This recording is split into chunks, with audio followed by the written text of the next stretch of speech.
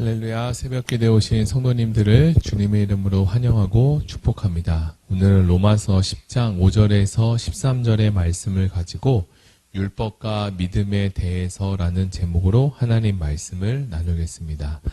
먼저 제가 성경 봉독하겠습니다.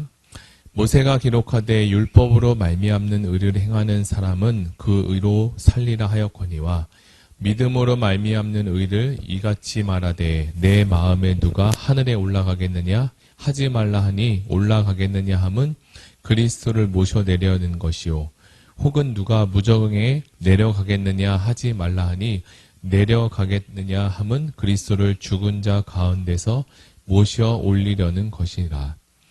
그러면 무엇을 말하느냐? 말씀이 내게 가까워 내 입에 있으며 내 마음에 있다 하였으니 곧 우리가 전파하는 믿음의 말씀이라. 내가 만일 내 입으로 예수를 주로 시인하며 또 하나님께서 그를 죽은 자 가운데서 살리신 것을 내 마음에 믿으면 구원을 받으리라. 사람이 마음으로 믿어 의에 이르고 입으로 시인하여 구원에 이르느니라.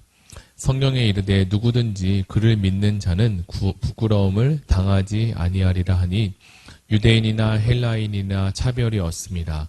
한 분이신 주께서 모든 사람의 주가 되사 그를 부르는 모든 사람에게 부요하시도다. 누구든지 주의 이름을 부르는 자는 구원을 받으리라. 아멘. 연인끼리 흔히 많이 했던 이런 대화가 있습니다. 당신이 나를 사랑한다면 내가 어떻게 그것을 믿을 수 있어? 라고 묻자 나는 너에게 밤하늘에 있는 별도 따다 줄 수 있어 라고 말합니다. 밤하늘에 별을 따다 줄 수 있다고요? 세상에 누가 밤에 그 하늘에 별을 따줄 수가 있을까요?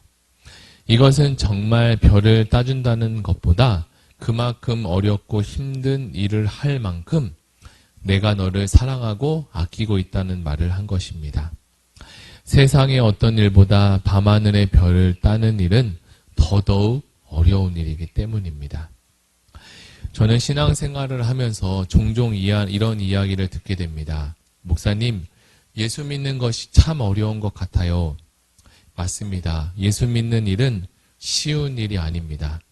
그런데 정말 예수님을 믿는 일이 단지 어려운 일일까요?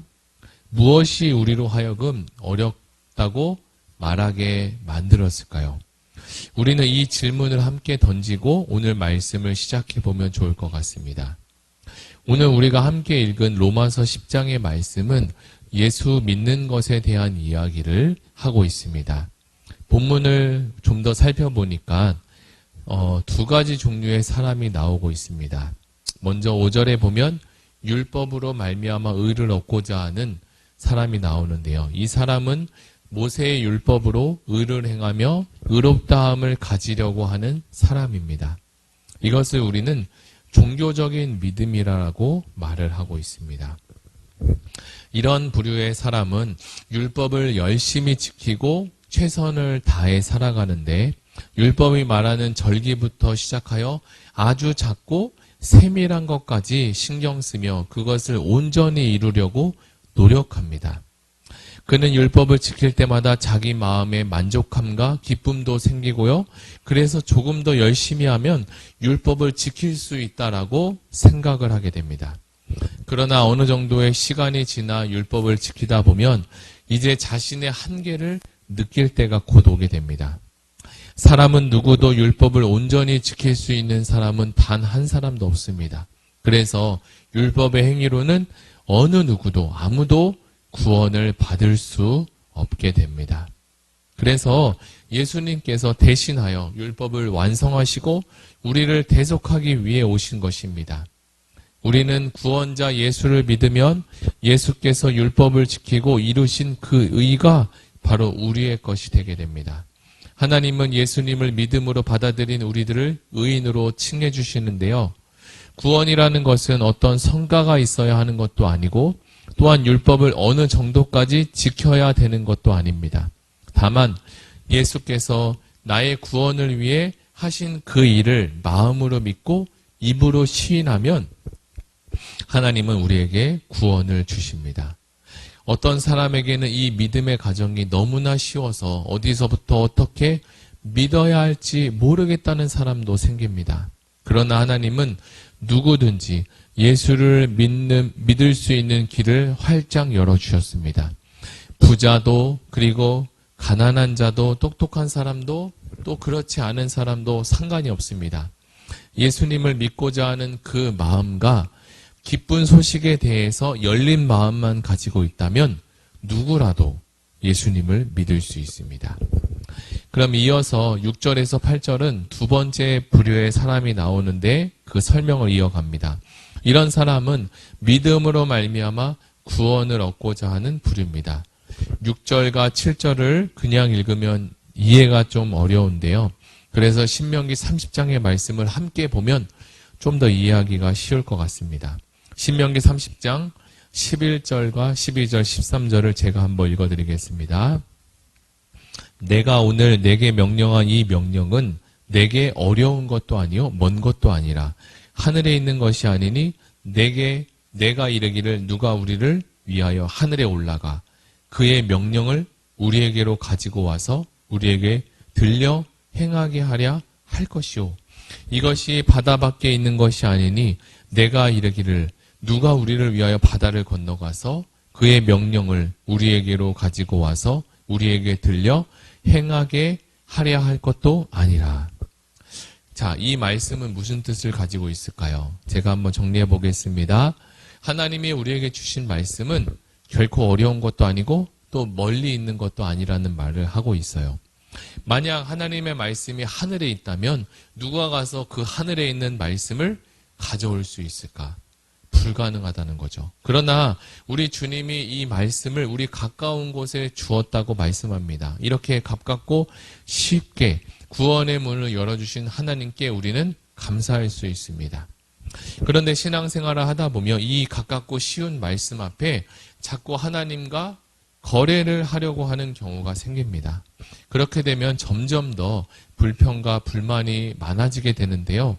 왜냐하면 하나님과 우리 인간 사이에는 거래할 수 없는 관계이기 때문입니다.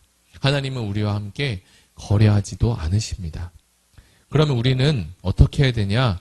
바로 하나님은 창조주고 우리는 피조물로서 하나님께 감사를 돌리고 영광을 돌리는 존재로 창조되었다는 사실을 우리는 알아야 합니다. 그래서 우리가 하나님을 섬기고 봉사하는 것은 받은 은혜에 대해서 감사해서 하는 것이지 우리가 무엇을 얻고자 그런 봉사나 헌신을 하는 것이 아니라는 사실이죠. 구원도 은혜도 우리의 어떤 행위로 받을 수 있는 것이 아니라는 사실을 우리는 기억해야 합니다. 오직 하나님의 은혜로 우리에게 선물로 주신 것입니다. 구원은 하늘에 가서 말씀을 따오고 바다 깊은 곳에 가서 어떤 것을 구해오는 차원이 아니랍니다. 그렇다면 어떤 것일까? 그것을 우리 8절이 설명하고 있습니다. 그러면 8절 무엇을 말하느냐? 말씀이 내게 가까워 내 입에 있으며 내 마음에 있다 하였으니 곧 우리가 전파하는 믿음의 말씀이라. 하나님의 말씀이 선포될 때 그 말씀이 내 마음에 동의가 되고 또 내 입에 머무르는 자에게 구원이 임했다라고 합니다. 하나님은 하나님의 말씀에 동의하는 자에게 구원의 은혜가 임했다라고 결정하시죠. 구원은 이처럼 멀리 있는 것이 아닙니다. 우리의 입과 그리고 우리의 마음에 있는 것처럼 구원은 언제나 우리 가까이 있습니다. 말씀을 읽다가 마음이 열리면 그 말씀이 내 마음에 들어오게 됩니다. 그리고 은혜 받은 말씀을 누군가에게도 또 이렇게 나누게 되는데요. 이것은 말씀이 입에 머무르고 있다는 사실입니다. 이것이 바로 구원받은 자의 모습이죠. 마지막으로 10절을 읽고 말씀을 정리하겠습니다. 10절 사람이 마음에 믿어 의에 이르고 입으로 시인하여 구원에 이르느니라. 이렇게 고백하여 예수께로 나오는 자에게 하나님은 구원을 주시고 또한 마음의 평안과 기쁨을 허락해 주십니다. 그리고 우리에게 소망도 주십니다. 내가 뭔가 하지 않은 것 같은데 마음속 깊은 곳에서 소망이 솟아오르고 믿기 전에는 뭔가 많이 한 것 같지만 의심과 걱정이 많았습니다. 이처럼 미움과 시기가 사랑으로 변하는데요.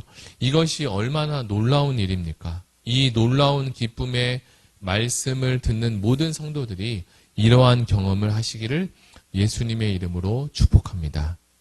오늘 우리는 로마서 10장을 통해서 율법의 사람과 그리고 믿음의 사람에 대해서 이야기를 잠깐 나누었습니다. 들은 말씀을 가지고 붙들고 함께 기도하기를 원하는데요.